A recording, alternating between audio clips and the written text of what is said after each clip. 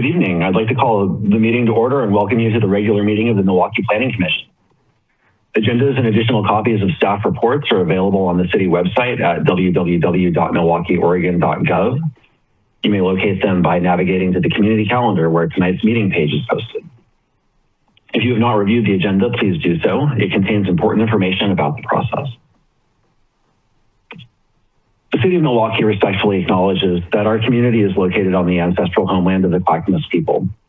In 1855, the surviving members of the Clackamas signed the Willamette Valley Treaty, also known as the Kalapuya Treaty, with the federal government in good faith. We offer our respect and gratitude to the indigenous people of this land. I'd just like to take a moment of silence to recognize the native people of this land.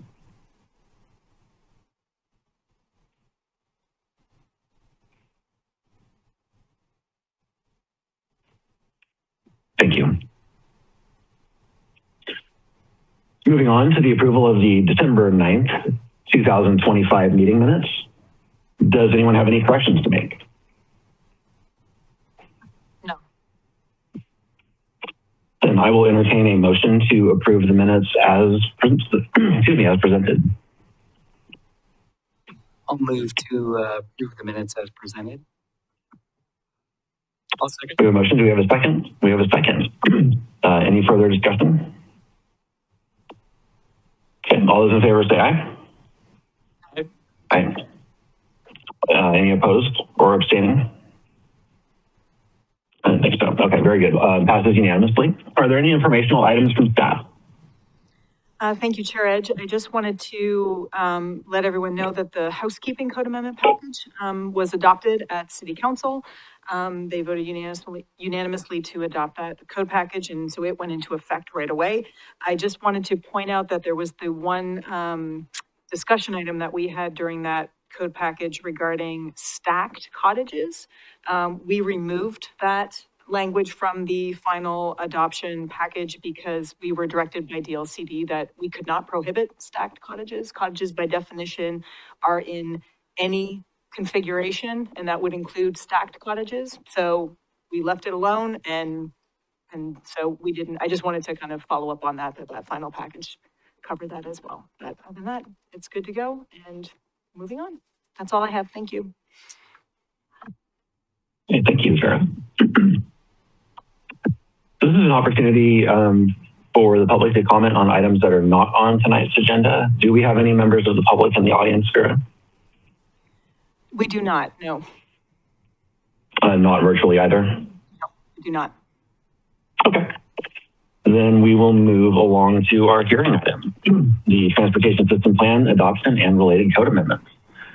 The next agenda item is a Type 5 application for the adoption of the Transportation System Plan and related amendments to the Milwaukie Municipal Code Title 19. The public hearing on this Type 5 application for legislative amendments is called to order. The purpose of this hearing is for the Commission's consideration of application number CPA-2025-001. If you are here to testify, please remember to confine your remarks to the application and the relevant criteria and to avoid repetition and information not relevant. The moderator may mute you if disruptions occur. The Planning Commission will make a recommendation to Council regarding whether the proposal conforms with all of the city's applicable criteria. I now ask staff to cite the zoning ordinance section or sections where the criteria can be found. Thanks, George. The two applicable sections are MMC Section 19902, Amendments to Maps and Ordinances, and MMC Chapter 19-1000, Review Procedures. Excellent, thank you. Does any member of the Commission wish to abstain from this hearing?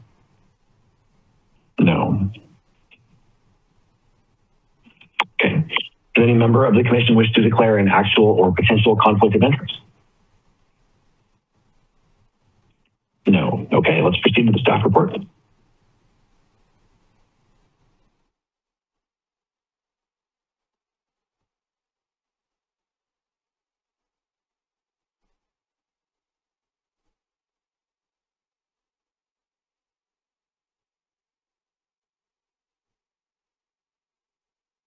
Hello, everyone. It's nice to see you all. Happy 2026. And I just want to say you've got this whole crew of people here in the room tonight because this whole crew of people has been working on this transportation system plan for many years now. I was just realizing that I applied for a grant 5 years ago in May for this project. So this is we're at the end of a very long road. So we've got everybody here. We've got our consultant team. We've got Amy and Matt. You've met them many times. Ryan, of course, has also been a key component, major component of this whole thing, as with Jen Garbler, city engineer, and Camillo, an engineer in our CIP department.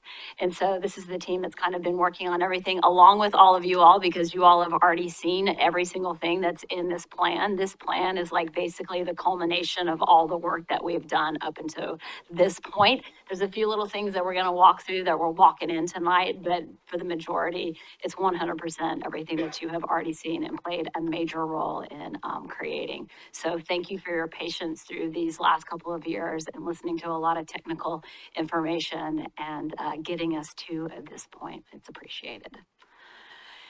With that, okay, so since it's the public hearing, I just want to do a little bit of recap.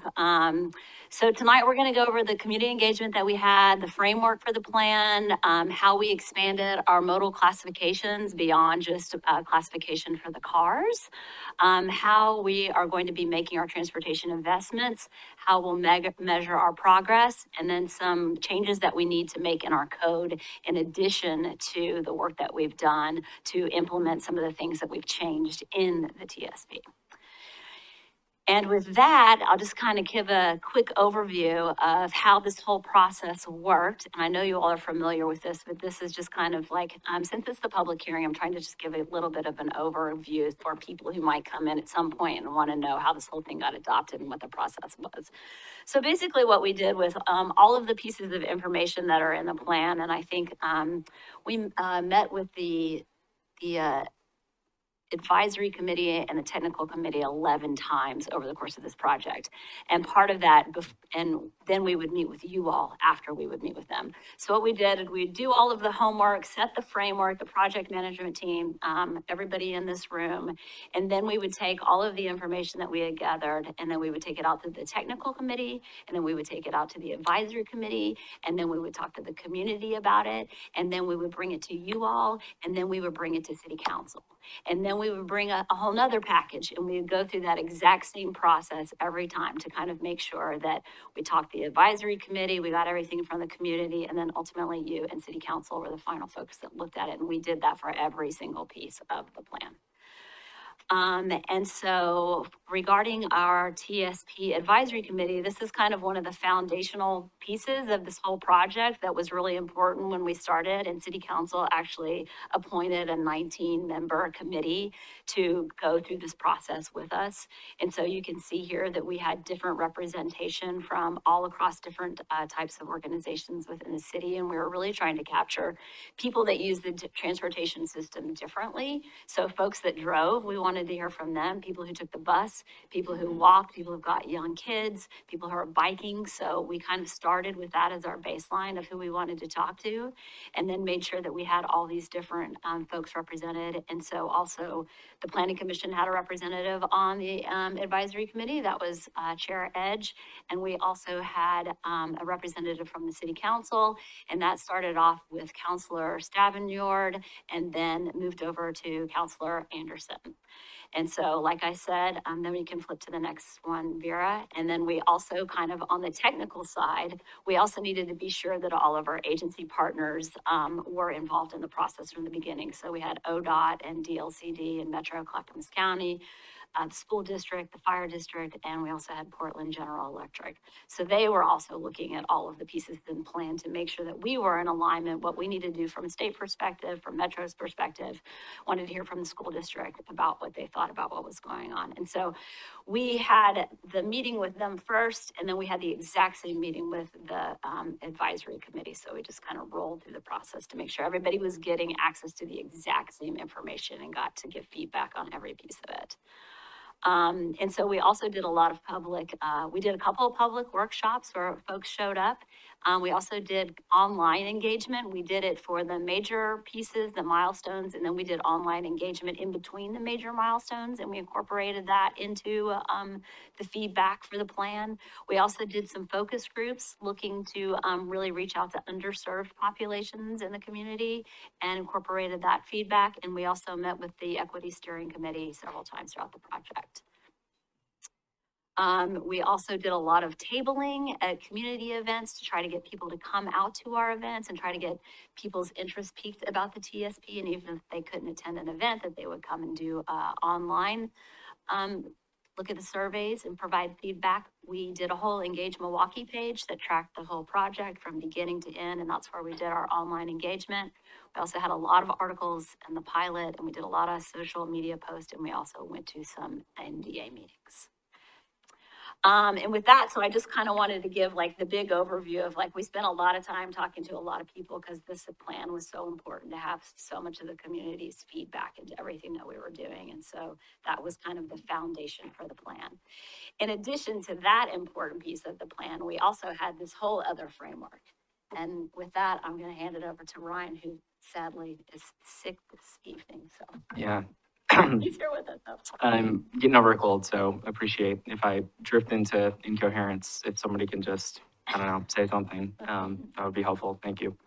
So I just wanted to, talk a little bit about that, we did not do this planning process in a frame or in a vacuum. There's a statewide planning goal, goal 12, transportation, and the administrative rules, the transportation planning rule that implements goal 12. There's state rules that sort of establish both content and process requirements for what has to go into local jurisdictions TSP. So we were, and notably those were recently updated in 2022. I know some of you have heard us talk about the climate-friendly equitable communities rulemaking process before. That was the process that updated that transportation planning rule, which again sort of says, communities, here's how you have to update, here's sort of the bare minimum of what you need to do in a transportation system plan. So we were, constantly looking at those rules, which again were brand new. So it was fun to, fortunately, we had experts to sort of guide us through that process.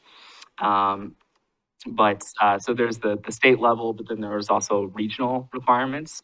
Metro has its own transportation functional plan and its own regional transportation plan that our planning process had to be consistent with.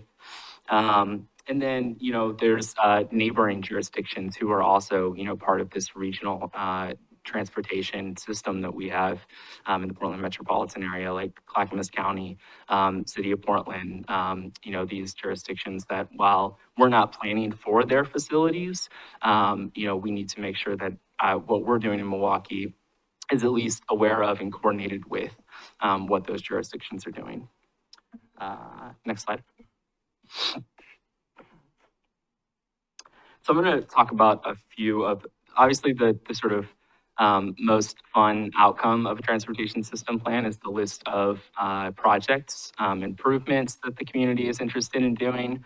But you have to do some analysis to sort of identify what those projects are. So I'm going to talk about some of the sort of key components that helped us develop those projects. The first being the goals. What are we trying to do here? So we developed these goals. Fortunately, we weren't starting from scratch. Milwaukee's been doing lots of long-range planning since forever, and so we had a lot to work from. So we started by inventorying existing plans to kind of see what do our planning documents currently say about transportation, and let that be sort of a basis for the goals and policies that we develop. So we did that. So we looked at, the Central Milwaukie Land Use and Transportation Plan, which was adopted in 2015, the Milwaukie City Milwaukie Vision Statement, which was developed or adopted in 2017 and sort of served as the basis for the comprehensive plan process, which was adopted in 2020. We also looked at the Climate Action Plan and also some of our area plans like the North Milwaukie Innovation Area Plan. So we looked at all those plans. We said, what are we saying about transportation? We developed a list of goals and policies, and then we took it through that review process that Laura mentioned.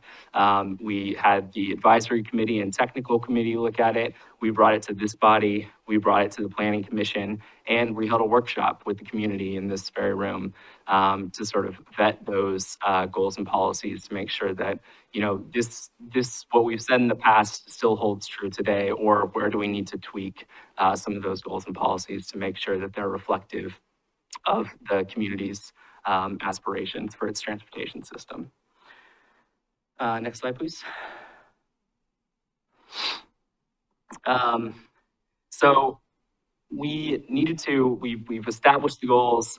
Now we need to identify where aren't we meeting those goals. So this was the gaps analysis phase of the process.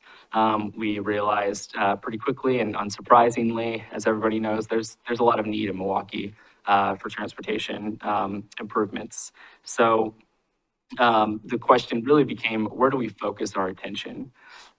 So we know a few things. We know that land uses and destinations influence where people need to travel. We know where those key destinations are. So we developed a list of key destinations, schools, parks, neighborhood hubs, important commercial centers. And then, you know, we use these destinations to, what these maps are showing is basically create quarter-mile buffers around each of those key destinations to sort of identify. These then became our priority focus areas, that this is where we can maybe get the most bang for our buck from transportation investments, because there's a lot of opportunity here for people to be able to walk or bike to these places. Next slide, please. So this was kind of a surprise in the process. We didn't initially go into the planning process thinking that this was something that we were going to do. And it really became sort of foundational to project development and establishing sort of a policy direction for transportation improvements in the city. But we expanded the multimodal functional classification system, or we created a multimodal functional classification system. We've always had a functional classification system for vehicles in the city, collectors, arterials, our neighborhood routes, our local roads, but we hadn't done the same sort of intentional planning for our other modes of transportation, our bicycle system, our pedestrian system, our freight network. Public transit. So this really came out of, we were having conversations about bicycle improvements and neighborhood greenways, and realized that the existing master plan and the current TSP was more of a list of, it was kind of a combination reflection of existing conditions and some future infrastructure improvements, but it really didn't look at the big picture, trying to sort of piece together, how is this network serving cyclists to connect them across the city? So, you know, we started with the bicycle system, and then we said, why aren't we doing this for all modes of transportation? Yeah, I think importantly, you know, expanding the functional classification system, it plans for how people will move in the future, not just today. So when you look at these maps that we're going to go through, they're not a perfect reflection of existing conditions. They somewhat sort of were identified based on what currently exists, but they were also forward-looking. It treats walking, biking, transit, and freight with the same importance as driving. Again, I've already kind of said this. We've done this in the past with the roadway network. We just expanded it to the additional modes. It identifies key routes and roles for each type of travel. Importantly, this helps tell us what types of facilities we likely need on each road. And it helps guide future projects and development while giving the city flexibility in its design. So when you read through the sort of the functional classification descriptions, it's not prescriptive about what must be built there, but it gives staff and the community a sense of the purpose of that facility, and it also connects it to key performance standards. Next slide, please. And we're just gonna, I think, walk through these. So this is the pedestrian classification system. Laura, did you want us to No. say anything about that? I don't think we need to say anything Yeah. about it unless anybody has any questions about it. You all have seen all of these maps before, and I think have made changes to these maps along through the way. So it's just kind of showing you that these maps are still here. This is what the routes look like. So I think we can just kind of scroll through them. Unless anybody, if at any point you want to say, pause, I've got a question, let us know. So we've got the bike classifications, and then we've got the transit classifications, and then we have got the freight classifications. And with that, I think we can just move on from it, right? Those are important. Those are important. Yeah. Yes. Yeah, maybe, thanks. Just wanted to flag, there might be a discrepancy in the difference between the text and the map on the bicycle classification. So, page 5.1, page 25, which is also page 30 of the 552 pages for the packet.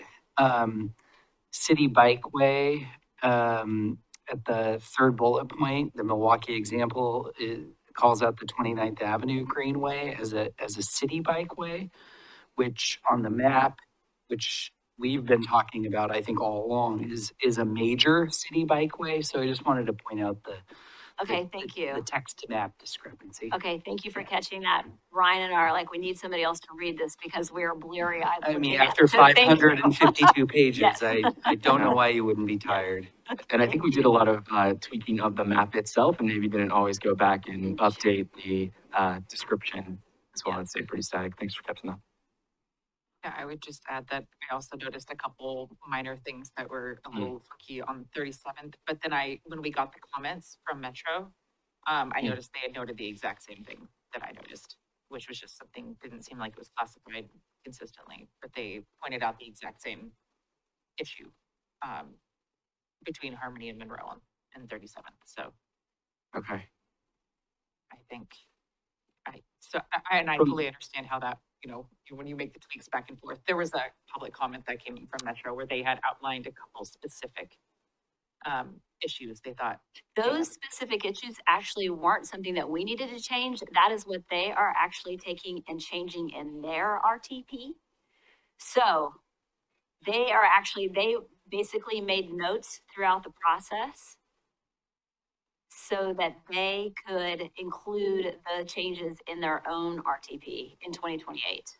So that's what that was trying to capture. So if there's something that we got wrong, let us know now.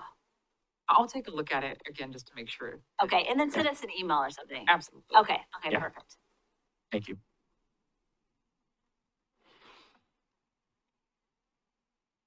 Okay. And now I'm gonna hand it over to Matt and Amy. Yeah, hi. Good evening. Matt Hugart with Kittleson, representing the consultant team. With me tonight is Amy Griffiths. She's been working with me throughout the course of this project. So it's good to get here this evening. I'm going to take on the transportation investments part of the presentation. The good news is we're not going to walk through every single project tonight.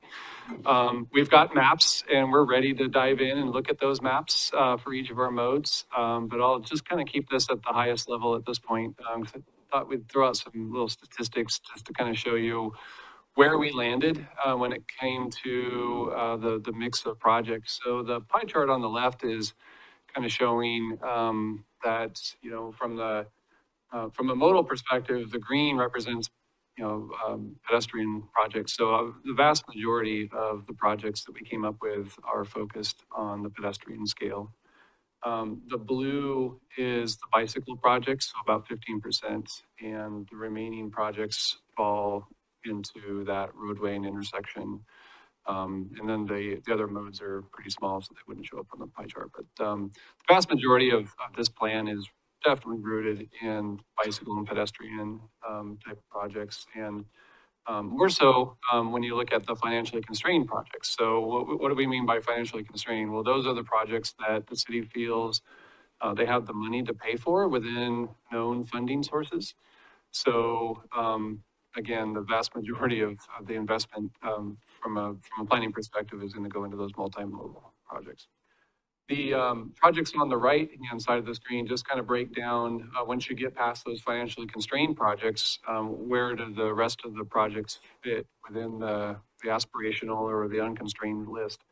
As you can see, we still have quite a bit of pedestrian, bicycle and transit projects that are falling into those modes. And then into the tier 3 unconstrained, it's a little bit more balanced, but still kind of an even mix, weighing a little more heavily towards the multimodal aspect. So I think that's a testament to where we started with this project from a goals and policy perspective. And this is the feedback we heard from the community is, you know, they wanted to really get this city organized and set up for being a very complete system for accommodating not just vehicles, but bicycle, pedestrian, and transit. So I think the project list is a testament to that. Or maybe you can go just kind of cycle through this. So this is the pedestrian project list. And I would think, you know, from the perspective of our pedestrian projects, they focus mostly on sidewalk enhancement projects, filling in those gaps, identifying projects where we can eliminate obstructions, narrow sidewalks or obstructed sidewalks, making sure that those are accessible for all modes and all pedestrians.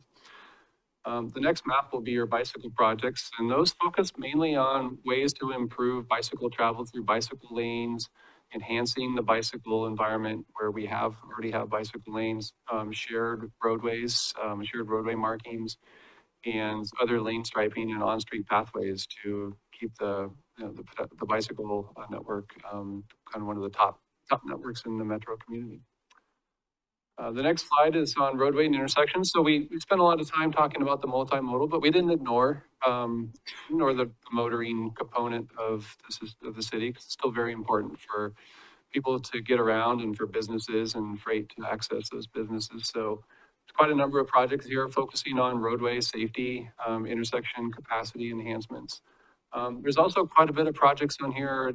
You'll see the smaller projects where we're trying to fill in the gaps and make new connections where they haven't been made before. And a lot of those are going to be opportunistic based on redevelopment of individual infill parcels. But we tried to identify most of those opportunities to kind of make those local street connections a little bit more robust over time. The next one will be on the transit projects. I think the transit projects is more of a reflection of the city acknowledging and supporting what has been planned at a more regional level by TriMet and the agencies that run the transit system. So this is a reflection of the city's recognition of that and support and acknowledgement of the planned network going forward over a 20-year period. And Matt, if I could just, I know that you all are aware that we did all of this before. TriMet has been proposing cuts to the transit system. So we're still going to stick with this. This is still our aspiration. This is what they had planned. And so hopefully we get more towards this and less towards less transit options in the city.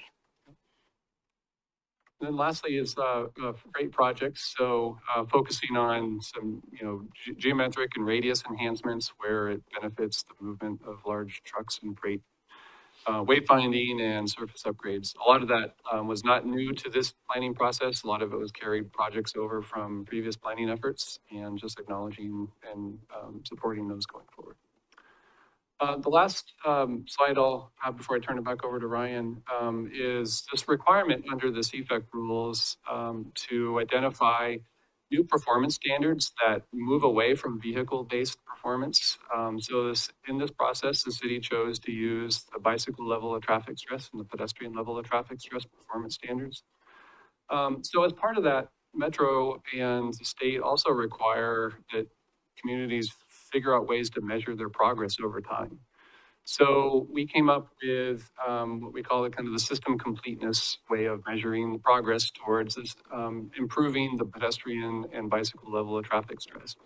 So through the projects that the city has come up with on its financially constrained list and total These charts represent how the city will be able to measure that progress over time. So we've got existing baseline measurements for system completeness. So essentially what this is saying is the table on the top, for all of your major city walkways, your city walkways and your neighborhood walkways, you're anywhere from 27 to 53% complete today. If you were to take all of those financially constrained projects that were identified for all of those different facilities, you would see some measurable increase in completeness percentages. And then when you take all of the rest of the visionary or aspirational projects, you'll see that we can get up to close to 50, anywhere from 50 to 83% complete, depending upon the roadway. So you might be asking yourself, why are we only going to 83%? Why is that the target? And think of that more like 100% complete, because we recognize that there are streets in the city where we're just not going to have sidewalks on both sides. River Road is an example where the railroad side of the street is not going to be planned for sidewalks. We're going to put most of the investment for the multi-use pathway on the opposite side or the north side. So those streets like River Road where we don't have sidewalks on one side, there's any number of streets like it that are being planned to not have sidewalks on both sides. And that's why we don't get to 100%. But that 83% under the major city walk, or 81% or the major city walkways represents roughly 100% of the planned system. So these are how the city will measure its progress over time, and we're showing, hopefully we'll see improvement on all modes as you go through the list, and the city will be able to check those off as they implement those over time. Brian, I'll turn it back to you.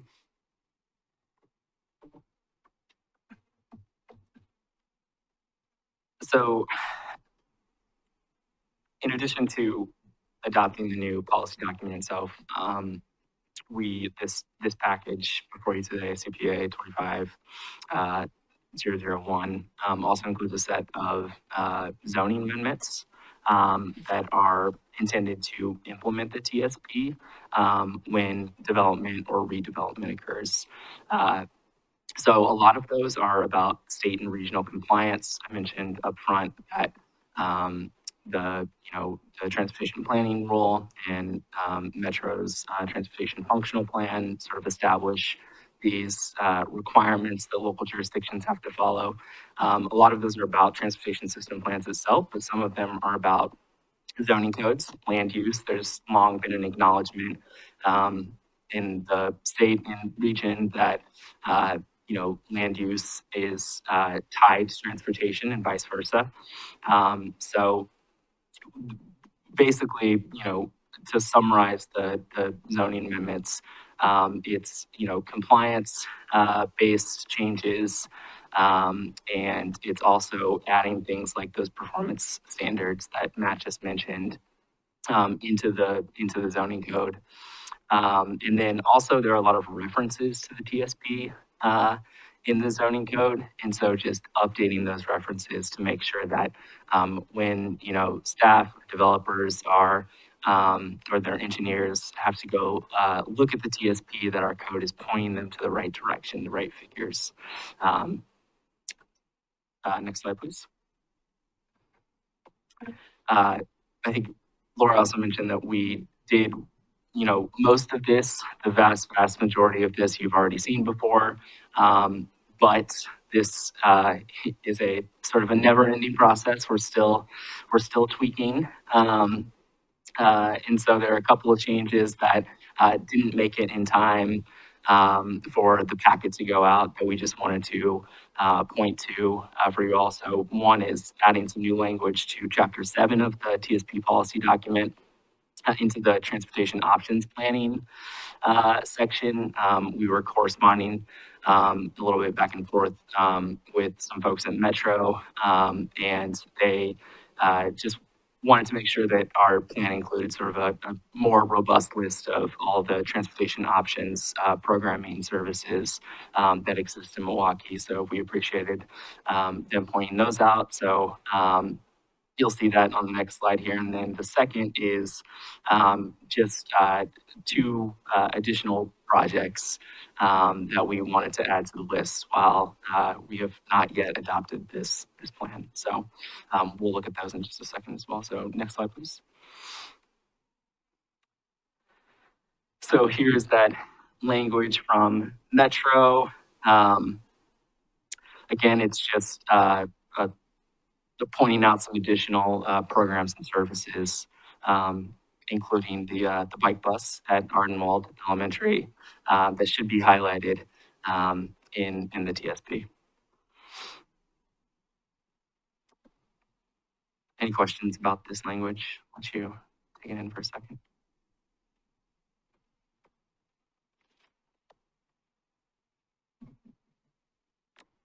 The new language is in green. I should have said that. It wasn't obvious.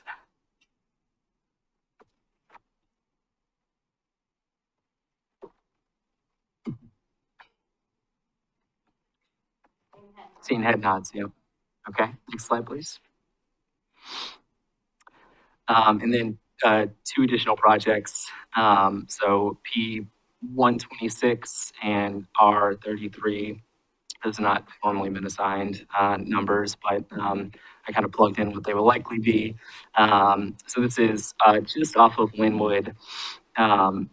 There's the extension of 63rd Avenue and 64th was kind of flagged through some, we were having some conversations with some property owners about redeveloping this area and just trying to understand what the future full roadway network would look like.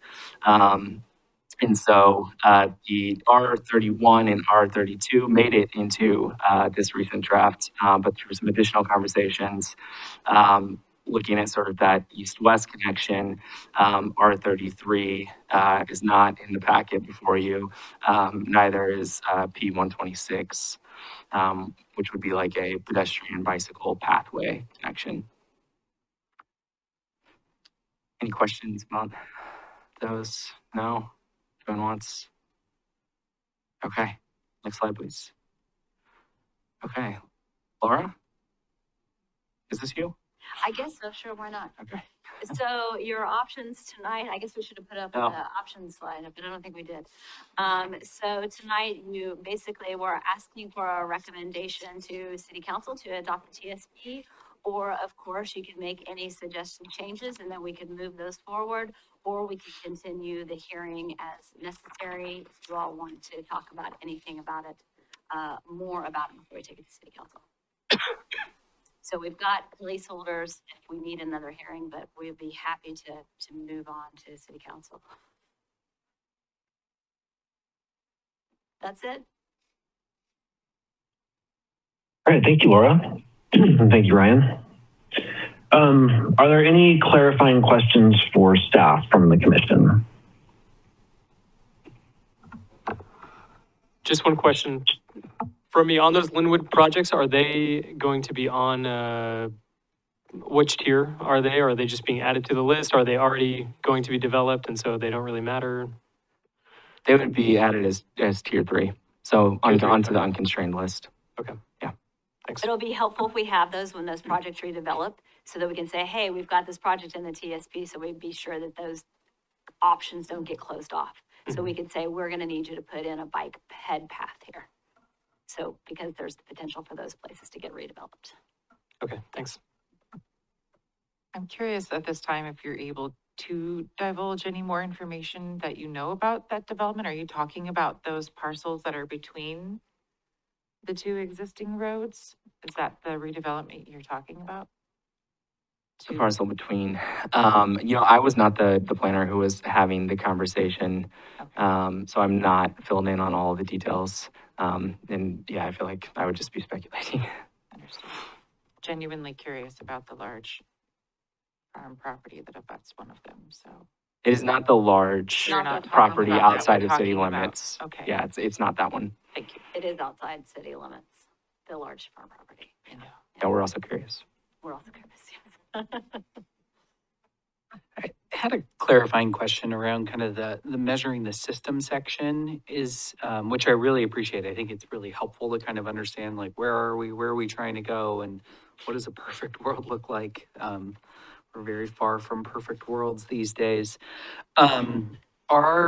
Is there any kind of follow-up measurements or progress reporting that we are being required to do or would choose to do 5 years in, 10 years in, 15 years in? As I understand it, we will be required to report to Metro.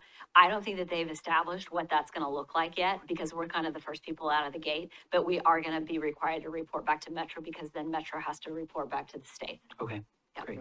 And one detail on that is these performance standards that the city has come up with is PLTS and it's BLTS and it's progress towards system completeness. That's Milwaukie. They're not technically required to report that to Metro.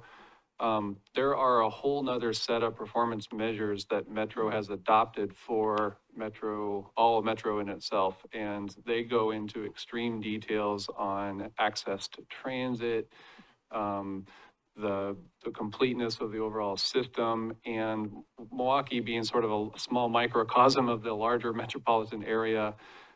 Metro really is the entity that has the tools to measure all of that. So Milwaukie, by reference and by its membership as part of Metro will basically report on Milwaukee's components to that for Milwaukie itself. So there aren't going to be any real independent reporting that Milwaukee's staff is going to have to do. Metro staff will do it on behalf of the city. So.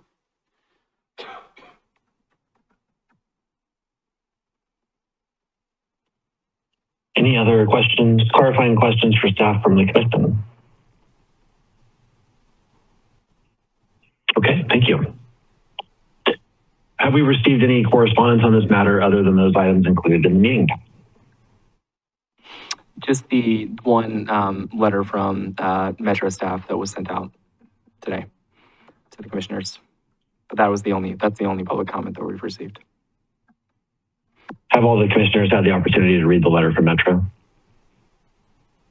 Yes. Yes. Yes. Yes. Okay, thank you.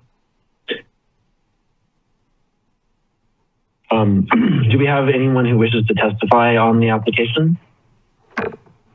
No, we don't, Chair. Okay.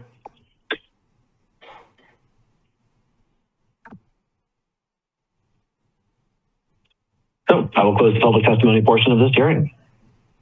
Public testimony portion of the hearing on the Type 5 application for code amendments, file CPA-2025-001 is now closed. Is the commission ready for discussion? Yes. Okay, great. Who would like to kick off discussion? Happy to start, if folks don't mind. So first, I just want to clarify, after reading that letter again from Metro, I understand the wording now. I had read that in between meetings today at work, so I do appreciate your patience there. MAP is great.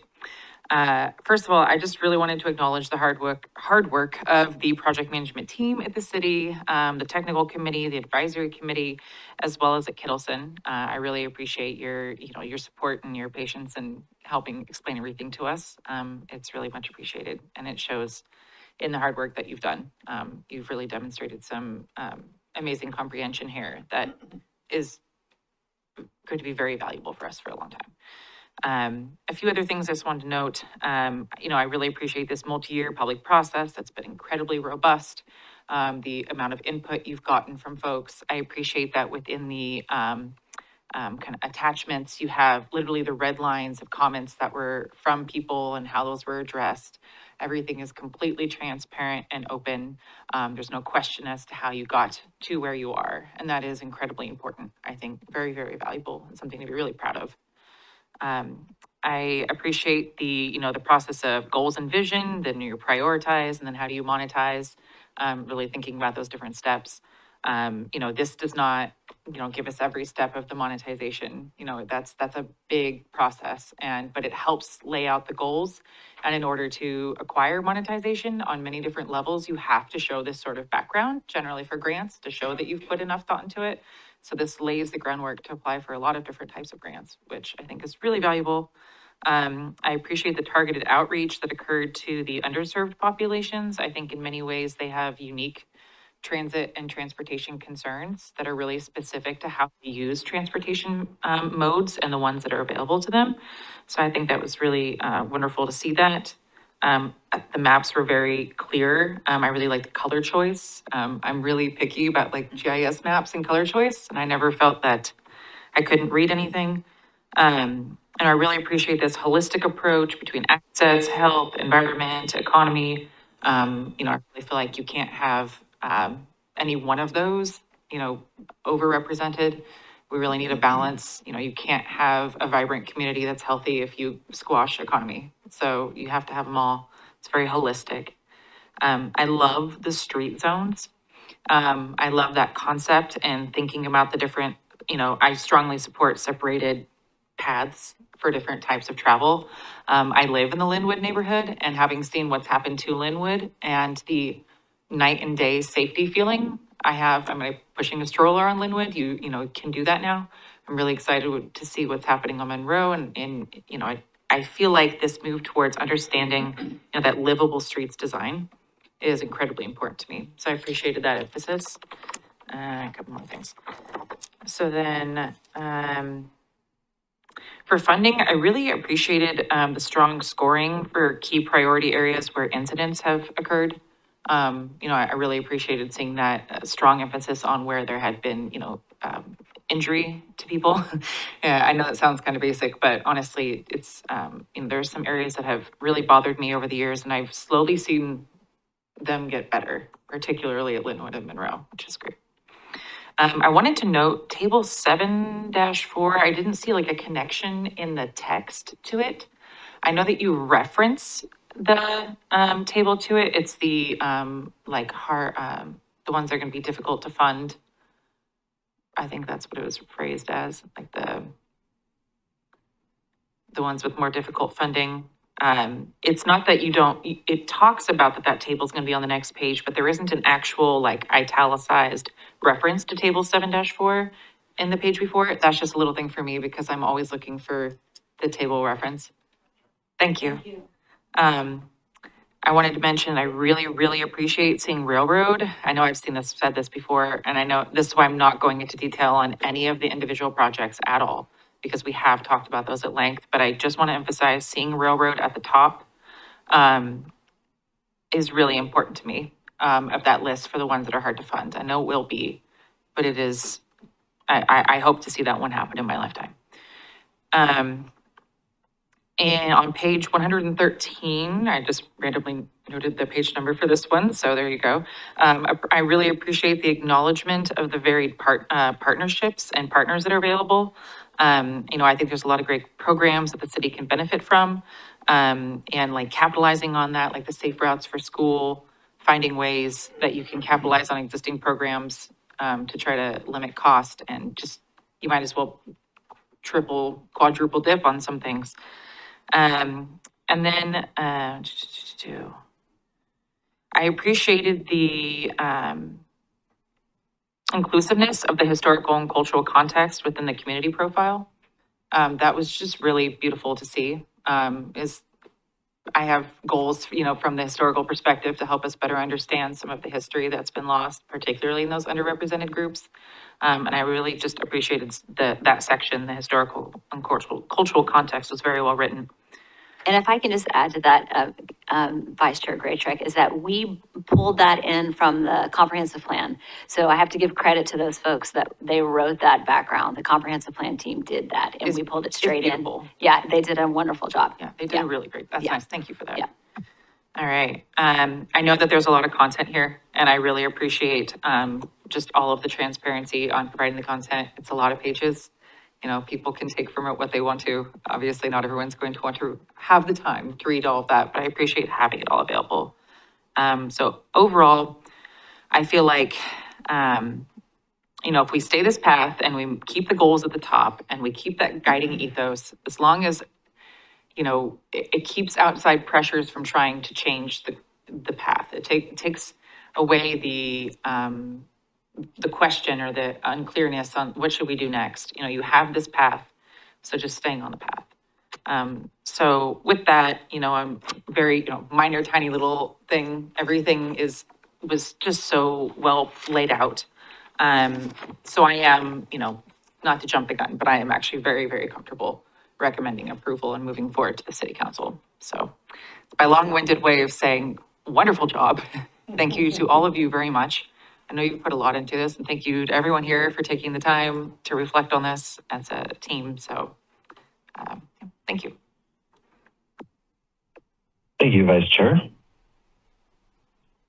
Who would like to speak next? Yeah, I would like to echo a lot of what Vice Chair Graytrick has already said. Huge thank you to staff on the plan. It's been a long time coming. We've looked at this many times, and I feel like it just keeps getting better. And that is for no shortage of hard work. And at the same time, I also just want to extend the sincerest gratitude to all of our community partners, both in the room and not. I feel like transportation is perhaps the greatest example of what makes us most connected to our partners as part of the region. It is what literally brings us together. So thinking about our partners at Clackamas County and ODOT, TriMet,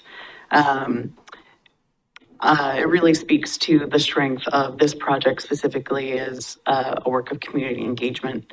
And I think it's been very successful in that regard.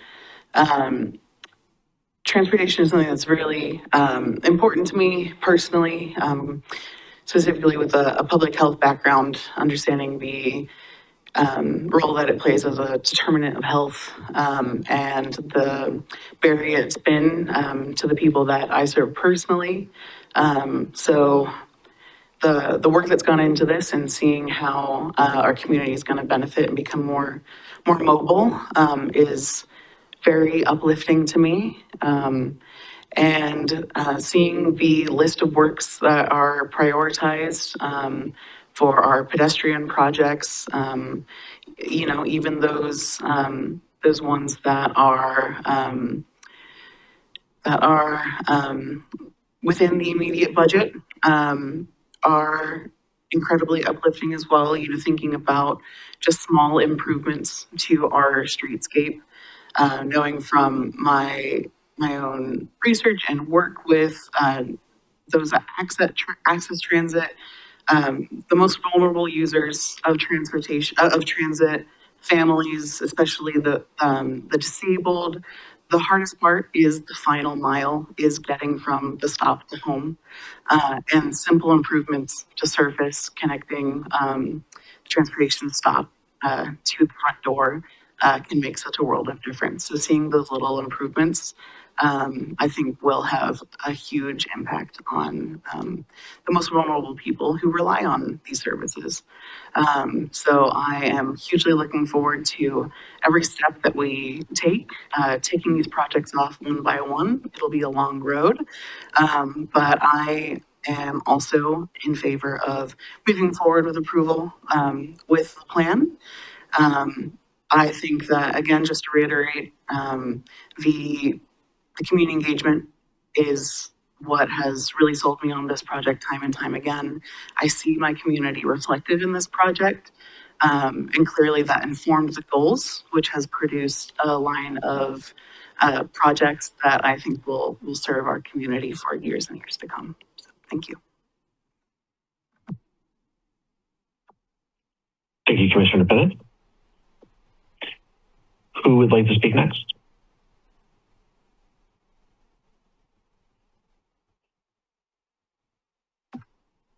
I'll go ahead and chime in. Being the newest planning commissioner, I was not a part of this process whatsoever, so I'm coming in now simply to add my approval to this. Reading through it, though, it is very impressive how thorough the plan is, as well as the amount of outreach that was involved in that, whether that be Engage Milwaukie, the Planning Commission, et cetera. Again, very impressive and thorough job from everybody involved. So good job on that. And from my own readings of it, I'm very comfortable with putting this forward as well. Thank you. Thank you, Commissioner Stewart. Would anybody else like to chime in? Yeah, I just also want to express my gratitude to staff for getting us here today. I think, Laura, you explaining the background, the number of partners that have been involved. I know all the work that Kittleson has done in the background that we don't see at all until you come here and present to us and share it in the packet. Thanks for all that behind the scenes work. Thanks to the public also for all the feedback. I think echoing Commissioner Pennick's words here on the community engagement, I think that is super critical to really get a broad representation of viewpoints of how people transit throughout our city, how they want to transit throughout our city. Maybe they're not doing that today because of certain challenges that are there. But I think what we have here today that's in front of us offers a really great opportunity, and would love to see these all be developed. As a Milwaukee citizen, I'm excited for that, just to see how these projects come forward and get developed and taking advantage of that. Yeah, but I'm also comfortable with what's being presented today and recommending approval ahead. Thank you. Thank you, Commissioner Hess. Yeah, I would just like to say, job well done. I mean, this is a really amazing project, I have to say. I think this is what's made you a senior planner, I think. This elevated you to senior planner level. But yeah, I mean, the project management team, technical committee, I mean, there's a lot of voices, a lot of outreach, the advisory committee, the past and present planning commissioners. You know, the community member outreach was really robust, so I really like to see that. And just as a document for future reference, I mean, I'm going to be referencing the maps, the community profile information. I mean, there's just a ton of information in this document that we could use for all kinds of things. So it's really a really great document. So I just want to re-echo a lot of what we've said. Is just great job, well done, everybody. And yeah, I'm looking forward to reading it some more. So yeah, thank you. Thank you, Commissioner Lowther. Jump in on Commissioner Sherman, would you like to speak? Thank you, Chair Edge. I think jump in on the victory lap and +1 to Vice Chair Graytrick and Commissioner Pennick's, just the gratitude. I mean, this has been a long journey. Clearly people are getting promotion. Several people have gotten promotions along the way. This planning commission is almost entirely turned over. And we've done a lot of really good work. And so really, I think, want to acknowledge staff, both planning staff, engineering staff, consultant team. And I think also the planning commission, like we've really dug in, and I've been long-winded enough throughout this process. So I'll keep it short here, and say happy to move forward with this. And I think really would look forward to kind of the next steps of getting this to city council and maybe having a more honest conversation with ourselves as a community of, as the federal government stops funding cities and as the state of Oregon is struggling to fund transportation itself, what are we going to do to build out this vision? How are we going to get this financially constrained project list complete? And how do we maybe even raise some additional resources to take things off the next set of project list and get it done? I think that's the next important step for all of us. But first we've got to get this over the finish line, and I'm happy to move it forward tonight. Thank you, Commissioner Sherman. Well, it's my turn to speak now. I want to thank the project management team, the technical committee, the advisory committee, you know, everybody that's from the public that's been involved. I certainly don't need to repeat everything that the other commissioners have said, but know that I agree with and support everything I've heard so far. I won't hold it against anybody that my name is misspelled on the list of advisory committee members, but maybe we can correct that before we fully adopt it. We did that intentionally just so we could make sure you were reading the document, Chair Edge. Yeah, I do. Anyway, yeah, if someone could strike that first H out of my name, then I think that'll make things better. But other than that, this is a great plan. I love seeing these things come together. You know, I've been on the Planning Commission, you know, for the last 8 years, and so, you know, obviously involved with this from the very beginning. Really happy to be the advisory committee representative from the Planning Commission. I really wish that there would have been a seat on the technical committee for a Planning Commission representative. Maybe we can see that in the future. Yeah, it's been fantastic to have had the opportunity to be involved and to ensure that our comprehensive plan policies have been, you know, carried through along the way, and that you know, seeing that the Planning Commission's priorities, you know, are represented in the advisory committee venues. And so that's it's been a really fun process to be involved with, you know, throughout. I kind of came in on the middle, kind of earlier, but certainly into the process on the comprehensive plan update that's completed in 2020. And so this is one of the biggest plans that I've had the privilege of being involved with from start to finish. And I'm really happy to see it come together. And it's been particularly fun, again, to be really involved with establishing the goals and the policies and, you know, all of the framework for, you know, establishing and selecting the projects, and then kind of sitting back and seeing that play out, and seeing what projects actually rose to the top of the list and what ended up being prioritized, and ultimately being, you know, pretty satisfied with how things worked out when, you know, the framework was followed. So, and as staff said as well, this was one of the first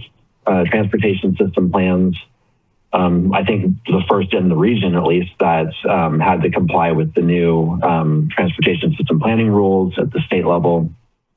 And so that was certainly a challenge, as I observed for staff. You know, I was very engaged with the CIAC planning process, and I'm very familiar with the rules that were adopted, and excited to see how that ended up getting incorporated into this process. And so it was fun to be involved with that and to make sure that we were doing that right and in the spirit of the climate friendly and equitable communities rulemaking. And yeah, so this was a fun project to be involved with. It's really rewarding to be at this point of the process. Very happy to support passing it tonight. And yeah, that's all I'll say for now. Any further discussion?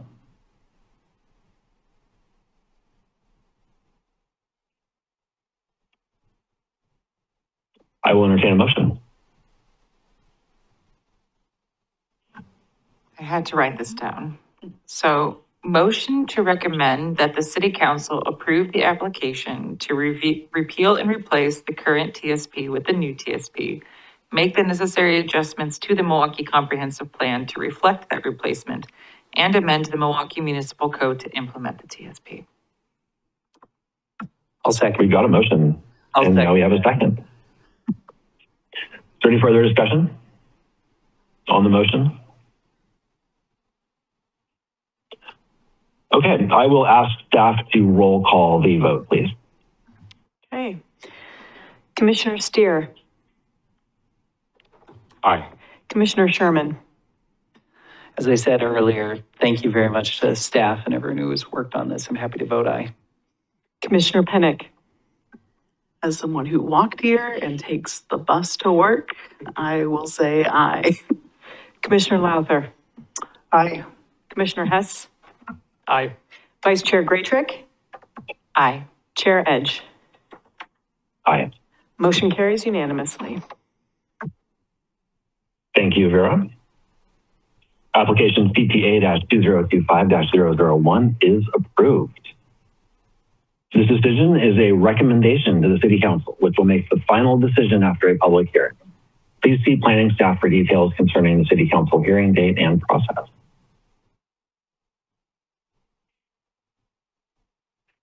At this point of the agenda, the Commission will act as the Community Involvement Advisory Committee. Do staff or CIAC members have any items to report? Nothing from staff. Anything from our CIAC members? Okay, do we still have no attendees in the audience? We do not, no. And we don't have any online either. Okay, perfect. We will move along then. So now we are into the Planning Department, Commission, other business or updates. And what we have on the agenda is elections.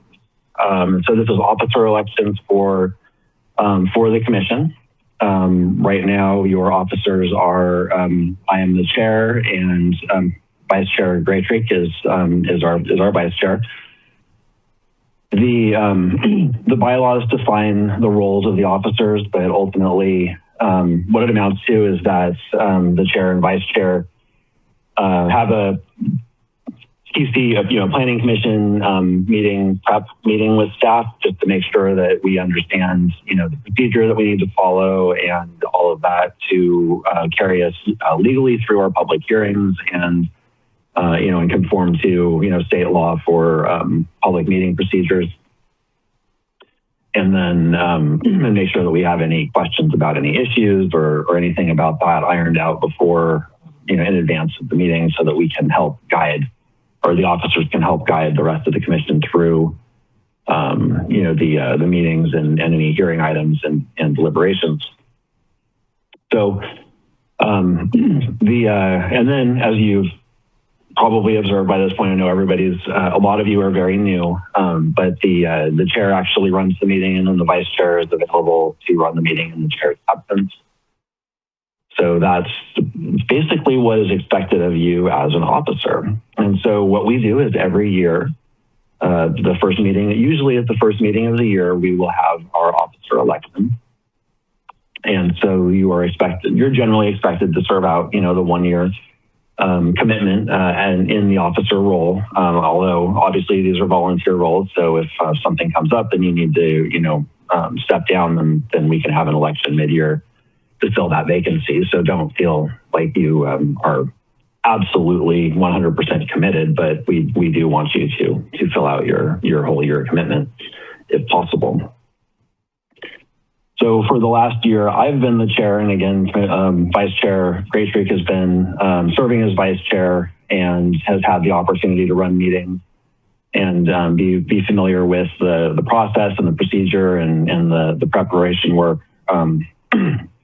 I usually reserve the last speaking spot for myself and allow the rest of the commission to speak first on topics.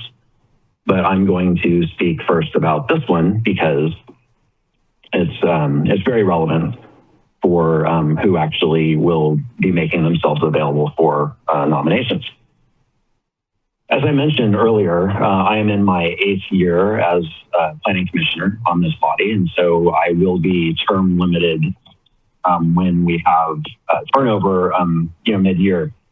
So I will not be available to serve a full term as an officer. So I will not be making myself available for a nomination for either officer position. However, I want to say that Vice Chair Graytrick has my full support. And if she is interested in taking on the role of chair, then I enthusiastically support that. And would support her in that role, and I think that she'd do a great job at that. It's important to me to advocate in these committees, in commissions, in these volunteer groups that everybody who volunteers should at some point seek out serving as an officer in those venues. It's important to understand how these commissions work, or how different committees work. I'll use the terms interchangeably because I serve on a variety of different boards and commissions and committees. But this is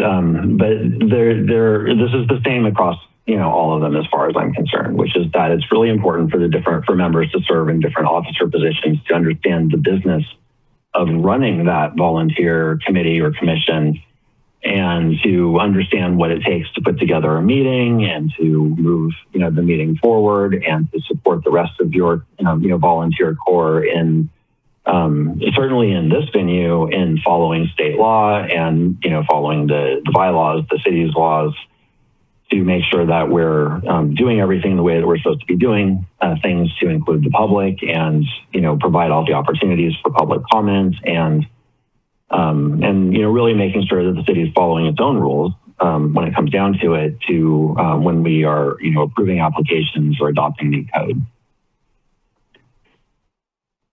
So with that, I would like to encourage each of you to who may be interested in making yourselves available for a nomination to speak and explain, or just describe, which role you're interested in, and maybe say a few things about why you're interested in that.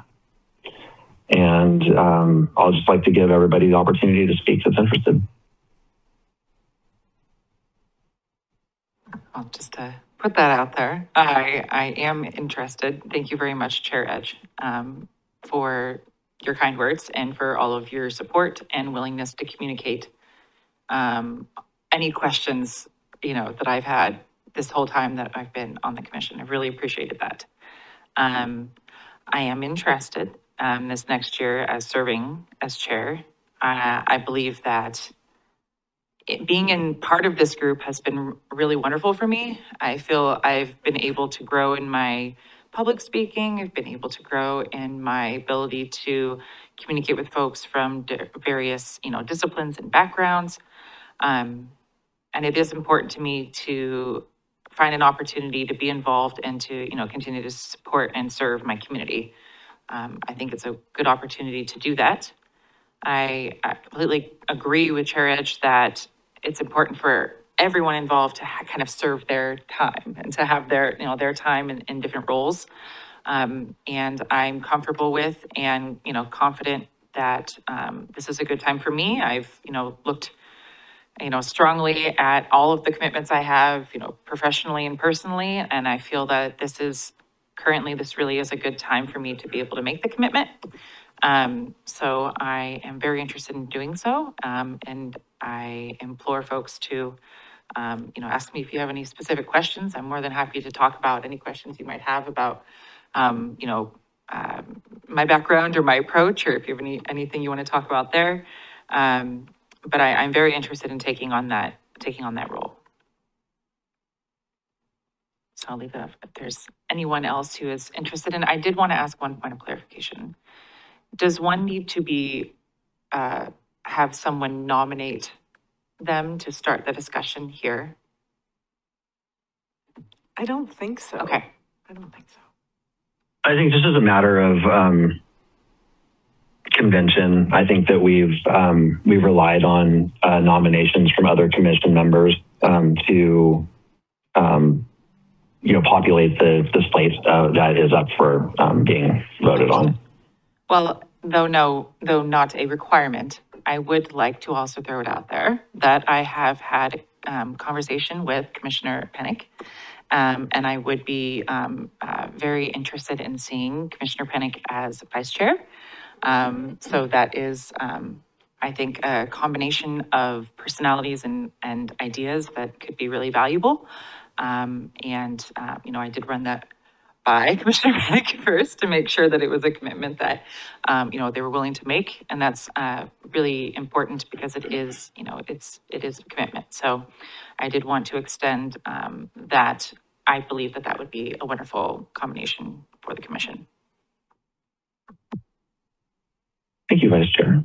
Commissioner Pennick, did you want to offer any comments? Yeah, well, firstly, I'd like to just say that I'm very humbled by the nomination, because I respect everybody on the commission and know that there is a wealth of skill and experience up here. I see everybody as a very strong candidate to serve as an officer. But at the same time, I am at a time in my life where I have the ability to serve in the role, and I think it serves as a great opportunity to serve to hone my skills in planning. My academic background is in planning, and I am actively pursuing a career, a future in planning, and exploring the possibility of continuing with further education at the graduate level in planning. And I think it would be a great growth opportunity. And I'd like to echo the sentiment that I think the personalities between Vice Chair Graytrick and I would serve the commission well. That being said, I welcome anyone else to nominate themselves, but I do accept the nomination very graciously. Thank you very much. Thank you, Commissioner Bennett. Would any other commissioners like to offer any comments? Yeah, I would just like to say I would fully support Vice Chair Graytrick being chair and Commissioner Pennick being vice chair. I think they would both do a great job, and yeah, full support. Thank you, Commissioner Lowther. Any other comments?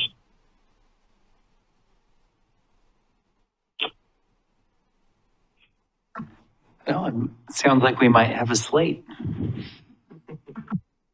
Okay, well, at this point, I would be willing to entertain a motion on who the next chair and vice chair should be.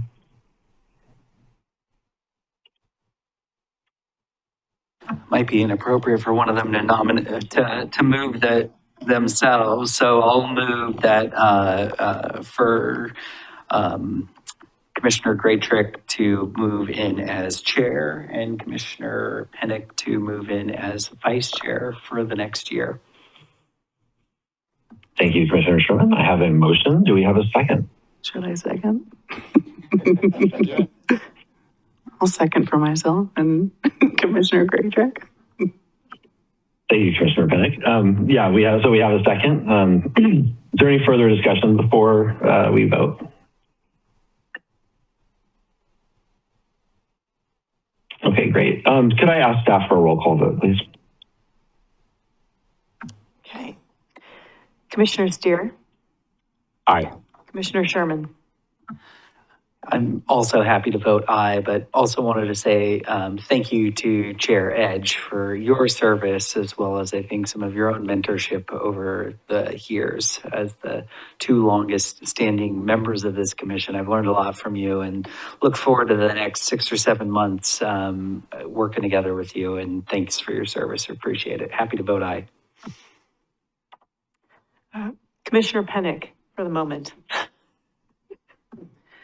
I will vote aye, and Chair Edge and Commissioner Sherman, you can anticipate hearing more from me as I try and figure my thing out. Commissioner Lowther? Aye. Commissioner Hess? I also want to say thank you to Chair Edge for your professionalism and example that you're setting for all of us as members of the Planning Commission.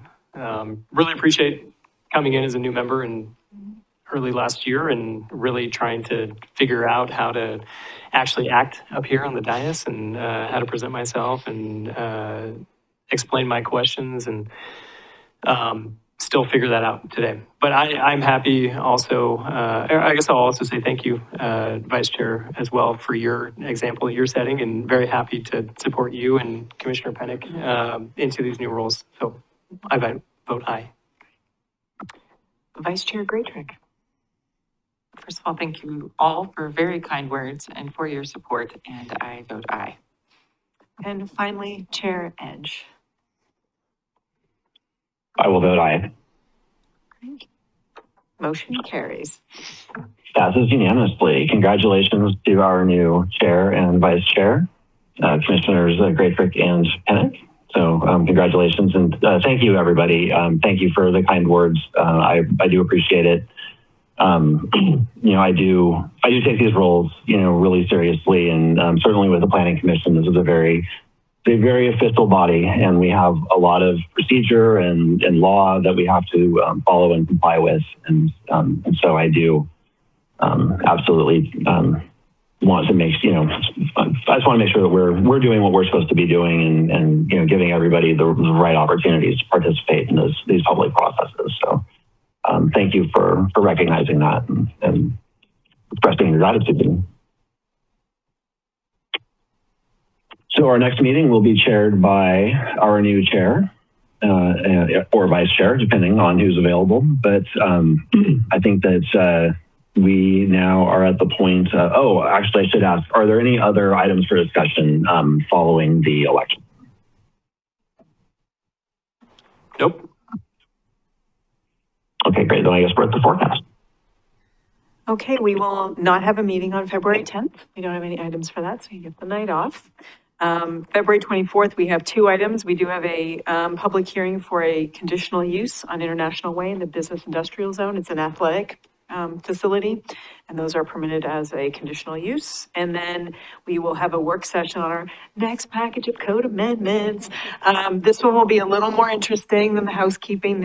We're calling this policy light. So there's a little more meat to this package of code amendments, and senior planner Ryan Dyer will be presenting that. So we'll be here before you. So a little more nerd work on the 24th.